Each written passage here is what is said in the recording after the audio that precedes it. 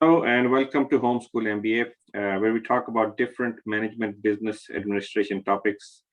Thank you for being here. Let's get started. So, the agenda today is modern managers' challenges. As usual, came up with a one pager which puts three, four categories or summarizes them into some of the typical challenges a modern manager faces. Hello, Professor. How are you doing? Let's talk about modern manager challenges and responses. I'm pretty fine. Thank you very much for calling. Modern managers' challenges and their response. First of all, before we discuss the challenges, we must differentiate between managers and the leaders, because sometimes some people, confuse both the words with each other. Leaders are different than managers. Leaders are futuristic.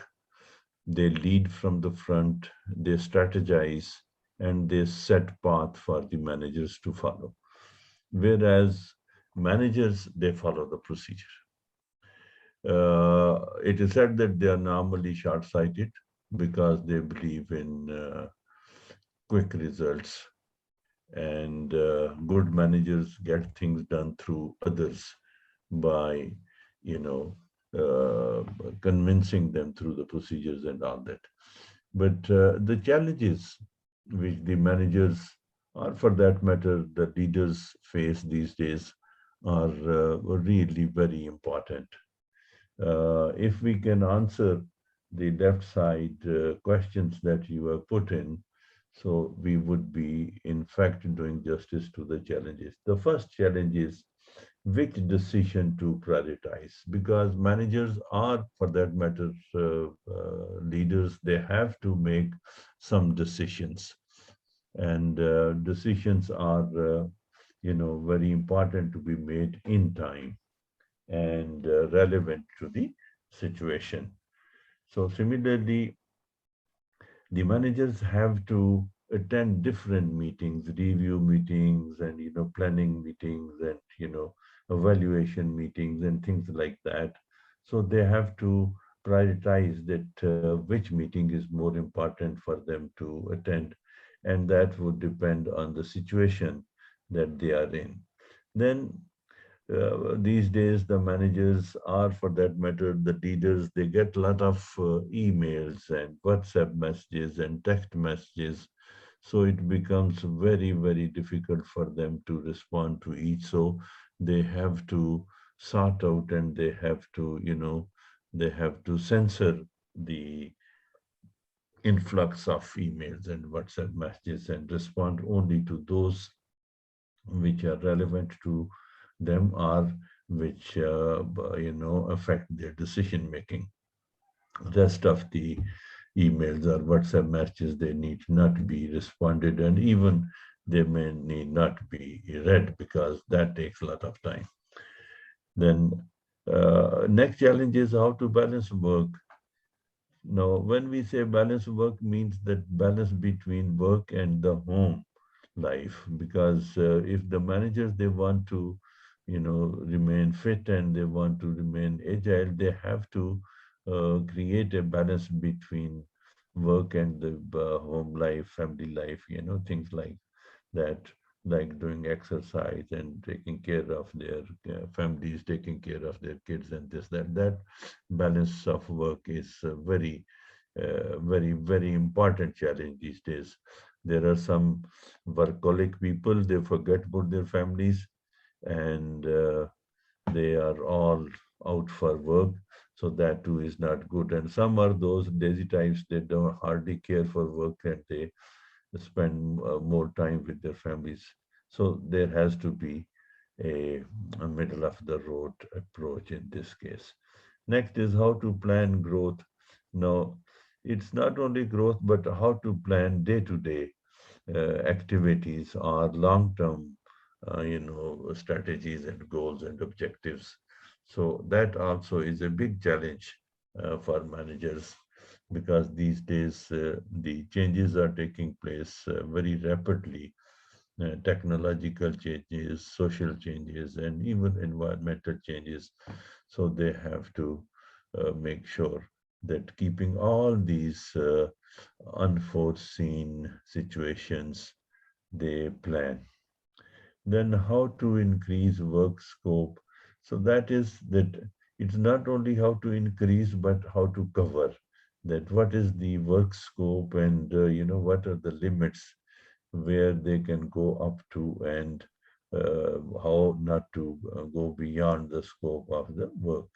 Then how to keep upper management informed. It's not only upper management informed, how to keep informed the management, the senior management and the lower management, or even those workers who are performing the activities. That's a very, very important factor because there are large companies like General Motors, which have more than 100,000 employees, and the chairman, General Motor, he decided to give laptop to each employee so that he could communicate with this workforce, not only the executives, but even the workforce, so those who are working for him, because they are important who are performing the activities. And then you have very nicely, put it into four categories: A, B, C, and D. So A category, of course, work prioritization. Now there are different ways of creating priority. Now good managers, they allocate A, B, C priority. Now A priority are most important tasks, are most important meetings, are most important people, and then B and C. Now, what does it mean? More, let's say we take example of most important people. Now, for example, the chief executive allocates a priority to a person. Now, that means that that person can see the chief executive anytime. They can just open the door and see him and take advice. B people are B category, are B grade, are B priority people. They put in a request to his secretary, and the chief executive is obliged to see them the same day. And C, priority is those that the chief executive would see them in a week whenever he finds time. Then is another priority that they have to set goals. There are, long term, short term, medium term goals. Now, goals are objectives, you know, so that means it's a planning. When we are saying that set goal, it's a long term, short term, or medium term planning where you fix the milestones and you fix the phases and then you monitor them accordingly. Then in that case, there are certain informations which need immediate action. So you have to, you have to identify that which is the most sensitive information which requires action. Rest is just for your information. And then organized work based on importance of task. Now, there are certain tasks which are interdependent. So you have to see that those interdependent tasks, what it means is that completion of one task gives an input to another task. So such tasks should be identified and they should be, monitored and they should be kept in view. So, and then this all can be done through standard operating procedures or job description that who is to do what, when, where, and how. So that makes things easy for the workers. Then you have said that in B category, emails and meetings. Now, now here, when we say emails, let's say first, let's take the email. We have discussed about the, priority. Now the A priority emails are definitely from the bosses, from the chief executive, and very important customers because basically the customers are your value, or they are your asset. So you make sure that important customers' emails are responded well in time. Then there are certain, challenges that people who send unnecessary emails and participation in meetings where you are your decision maker, or your information only meetings attend. So here what we mean is that attend only those meetings where your presence is essential, and you have, your decision is dependent on the outcome of that meeting. So therefore, you must attend such meetings. But there are certain meetings where you just, participate as a guest. So need not waste your time in such meetings where, there is no. I'm on those meetings which are not productive for you. So what we are now here saying is that two different factors: emails and meetings. Emails, we said, that which are to be responded well in time and which need immediate action. And the meetings are where the proceedings of the meetings will come out for your decision. So therefore, so it's very simple, that attend or respond only those meetings where your presence is essential and it gives you some kind of information or support to take a decision. Then is your C category: documentation. That is, in documentation, you have mentioned meeting minutes and weekly progress reports and project reports and year-end performance reports, year-end and performance reports. Now, this is for basically the manager's own satisfaction documentation, because at the end of the year, manager can, always ask a question that, okay, what have you done during the year? So to answer such type of questions are for self-evaluation. You have to keep the minutes of the meeting, and then you have to record your progress: what, when, where, which project did you get, and how long did you take to complete it, did you deliver it or not, and what were the difficulties or the problems that you came across, and how you solved them, and how many projects did you complete during the year, and what was the response from the user departments or the clients, and things like that.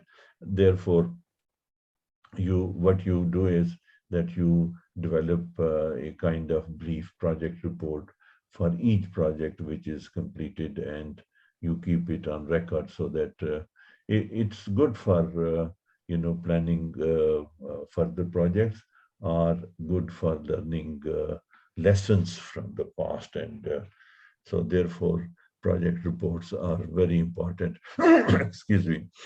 A very important tool for managers. And these reports can be, performance reports at the end of the year or at the end of the quarter and things like that. And they would also be used for your own evaluation of the, projects, and evaluation of your own people working for you. So at the end of the year, when you are, kind of rewarding or punishing the people, therefore, this record is very handy at that time. And then the D category, you said that organizational and office culture. Now, this is for managers, it's very important. You know, the socialization for manager is very important. Socialization here doesn't really mean for entertainment.